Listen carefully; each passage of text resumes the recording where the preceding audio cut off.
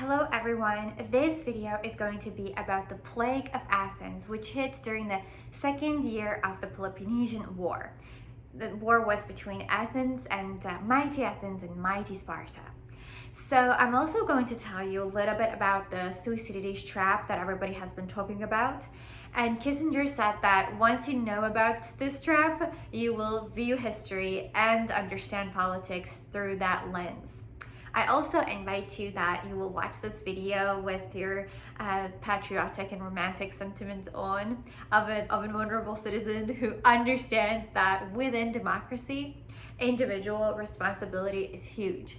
And countries and groups of people that engage in their daily activities without this conviction are not living in democracy. That's still the case, and that was the case in ancient Athens.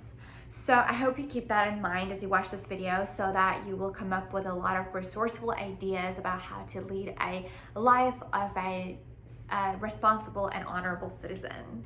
So now let's talk about the plague. So the source that we have telling us the story of plague is a great thinker and the first historian, Thucydides. He wrote the very first history book, the history of the Peloponnesian War, where he includes detailed description of the plague, its symptoms, and the atrocities that it brought about.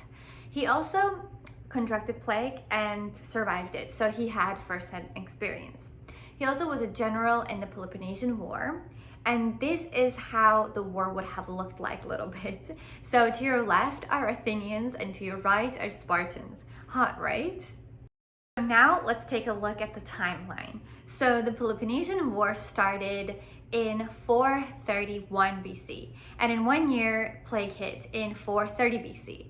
This would be the war that would last almost 30 years, would ultimately take down Athens and her democracy, and it depleted both city-states, Athens and Spartans' resources. Arguably, plague played a huge role in Athenian surrender. Thucydides said that even though plague and war were devastating, the biggest problem that Athenians were facing was the breakdown of their social order. So Greeks, including Thucydides, understood that you needed a really specific type of men and women to maintain democracy. And the type of men and women that rather die than lie, that protect their name and reputation like they protect their lives, that examine every single thing they utter to their neighbor, to their wife, to their husband, and conduct business with utmost honesty. Without that, you don't have democracy. And they designed the type of a society that gave no second chances to bribe takers, to traitors, and deceivers. And Thucydides said that the moral and financial bankruptcy that plague brought about made Athenians start behaving like barbarians. And he said that fear and self-interest were toxic combo that brought out worst parts of human nature. Athenians made many mistakes as a result of breakdown of their social structure. They had Sparta as their enemy to fight and concentrate on, and with split focus, they would not survive. Thucydides, observing plague and the Peloponnesian War, noticed a pattern and came up with the idea so powerful that it would repeat itself time and time again, and the one that 2,500 years later politicians would call the Thucydides trap. The challenge with China is the Thucydidean trap that people talk about. Thucydides trap. Thucydides trap. Thucydides trap. The Thucydides trap. Thucydides trap. Thucydides trap. Thucydides trap. Including President Xi Jinping of China. There is no such thing as the so-called Thucydides trap in the world. Thucydides summarized this brilliant idea in this sentence. It was the rise of China and the fear it instilled in America. I'm just kidding. It was the rise of Germany and the fear it instilled in Great Britain 100 years ago. Just kidding. It was the rise of Athens and fear it instilled in Sparta that made war inevitable.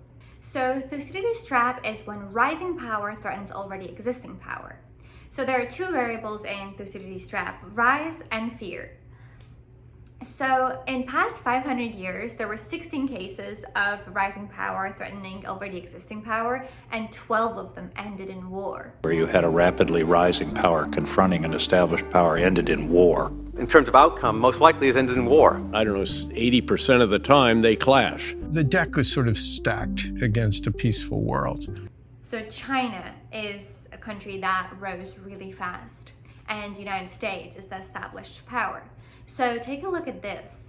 In 1978, 90% of Chinese population lived below poverty line, which is less than $2. And in 36 years, 99% of their population lived above poverty line. Never before have we seen so many people rise so fast, so far, on so many dimensions. So personally, I think that a war between China and US is far-fetched. However, I'm still recording this video because I also know that during crisis, people tend to want to find scapegoats. And this crisis will be painful, and there will be a lot of people who will be unemployed. There is a consensus amongst economists that this crisis will be the most severe after Great Depression, and its effect we will start feeling in coming 2 years. When times were good and people were prosperous, there was already that resentment that Chinese are stealing American jobs, especially in the manufacturing sector. So when this crisis really starts affecting people, I fear that we also might have the need to come up with a scapegoat. In Germany, when Germany was really poor after the First World War, and Germans didn't have jobs and they were humiliated by poverty, they also had that need to find scapegoat, and I found it. And when Hitler emerged, there was already a pre-existing anti-Semitic sentiment, which Hitler then capitalized on and used as a political leverage. Athenians were also looking for scapegoats, and for Athenians, that was their immigrants and called medics. And actually medics represented a huge part of Athenian economy. So with this hating of immigrants and repressing them, Athenians actually harmed their economy even more. And notice that Thucydides does not blame any of this on rulers. In fact, ruler of Athens, Pericles, perished from plague in the beginning. Thucydides blames this on the society and individuals' lack of character. And also, whenever we see Trump pointing fingers, as we saw during the trade war, we can't continue to allow China to rape our country, and that's what they're doing. And we still hear that Trump calls COVID-19 Chinese virus, and he does point fingers. But that in and of itself is not that big of a problem, as long as we hear that and we go, oh, that's just him being just silly. But as long as we don't hear that and we never widen our eyes and we're like, oh yeah, that is right, China is actually to blame for all of my struggles. Because that is dangerous, and that has firepower to launch us into a conflict or a war. So I hope that if you ever hear type of hate talk towards Chinese in your family or around your friends, I hope that you will take them aside and be really nice and be like, listen dear, that leads to a dangerous trap, and that is a dangerous path that we don't want to go down on because we might not survive it. So I hope that you enjoyed this video, and come see me next week. Bye!